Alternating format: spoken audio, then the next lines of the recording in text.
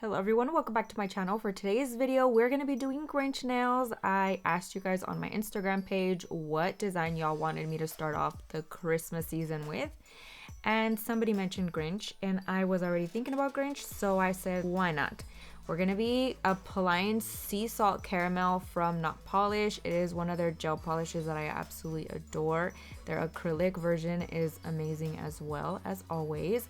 I'm going to be adding that on top as my base on my press-on nails. These are pop-off methods, so that's why I kind of didn't really show you guys the process of that, but I do already have videos on my channel if y'all are interested in that. This video is going to be strictly nail art, so definitely get yourself a hot cup of coffee, a hot chocolate, a tea, get comfortable and cozy, or get your nail supplies out and start practicing as well.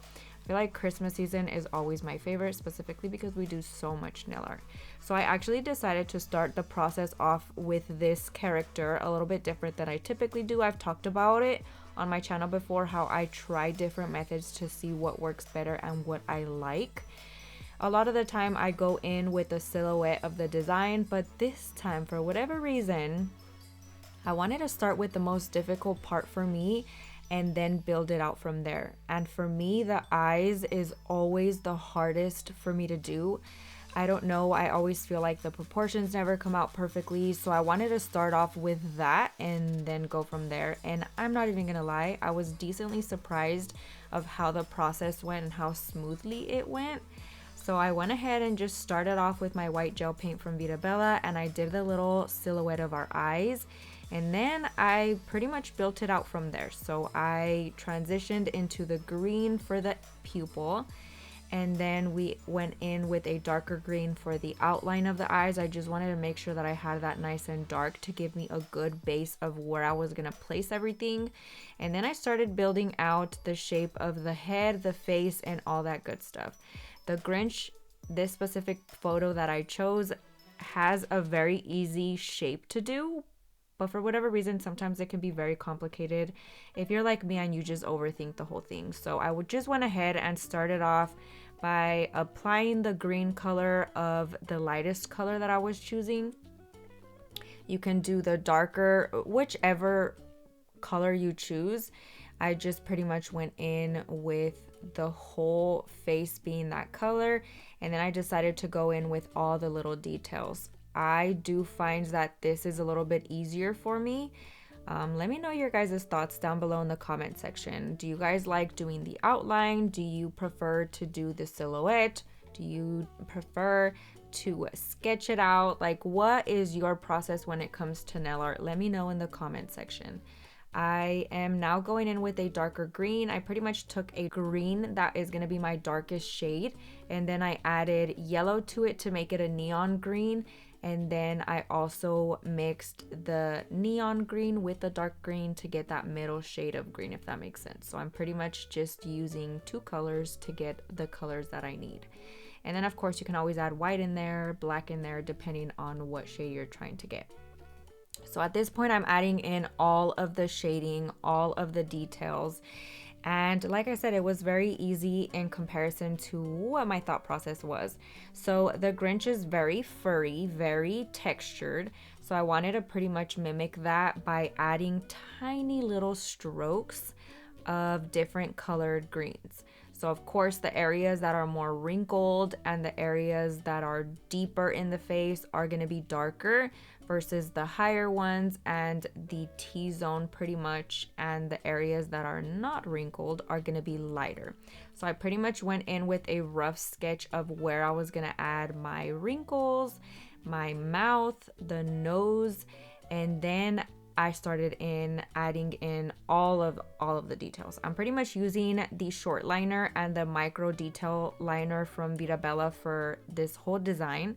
And then I do use the oopsie brush here and there, but for the most part it was pretty easy. You can always layer on more on top versus erasing anything. So that's kind of the cool part of texture designs like this. You can always just keep layering on. Of course, don't make it super thick, but I find it easier to do these type of designs because you don't have to be as perfect.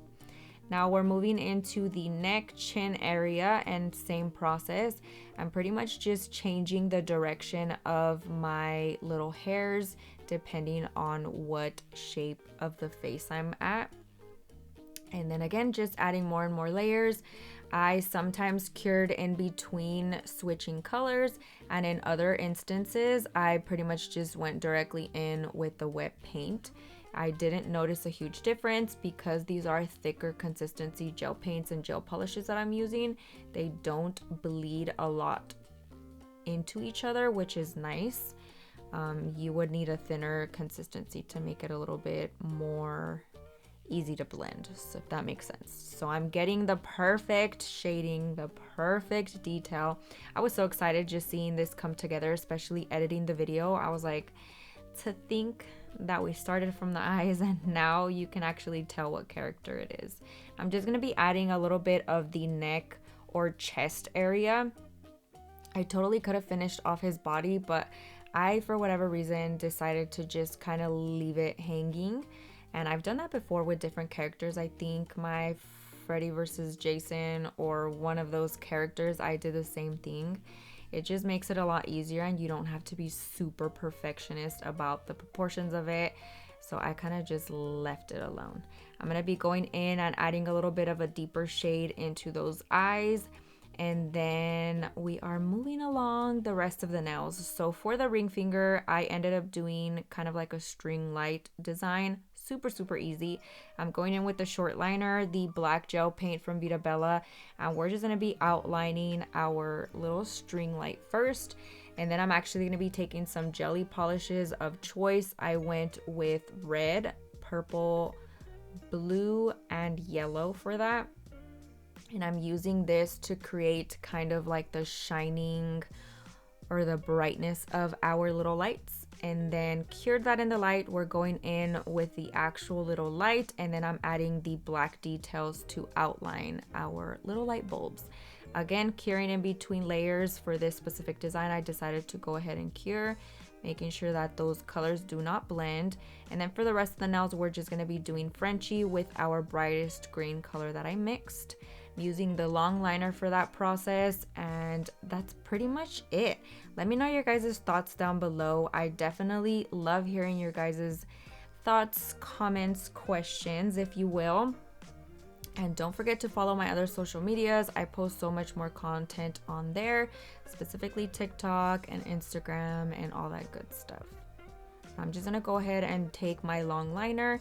I'm gonna outline that design for our smile line, and then I'm just gonna infill the rest of that. You can always take the brush of your gel polish bottle or the Oopsie brush or a 3D brush as well, just something that's more thick, and infill the rest of that to make it go a little bit quicker.